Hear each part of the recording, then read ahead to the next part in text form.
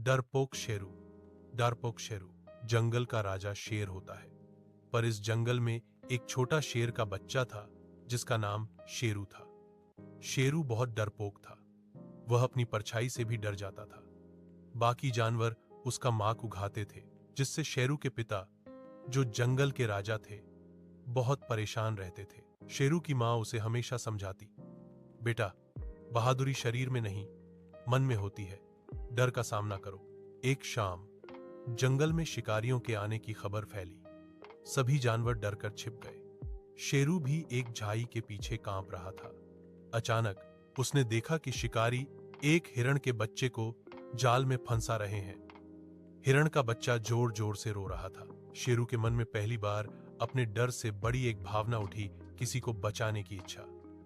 इस चिंता ने उसके डर को थोड़ा कम कर दिया। उसे अपने पिता की बात याद आई, डर के आगे जीत है। शेरू ने हिम्मत जुटाई।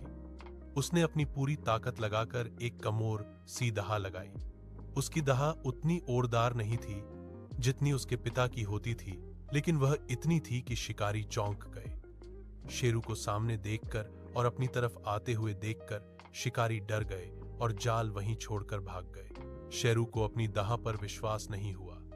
उसने हिरण के बच्चे को जाल से बाहर निकाला। अगले दिन जब सबको पता चला कि शेरू ने अपनी सूझबूझ और हिम्मत से शिकारियों को भगाया है, तो सबने उसकी बहुत तारीफ की। उस दिन के बाद शेरू का डर बहुत कम हो गया। उसने जान लिया कि असली बहादुरी डर का सामना करने में है, न कि उसे छुपाने में। नैतिक शिक्षा, मोरल, डर के आगे जीत है।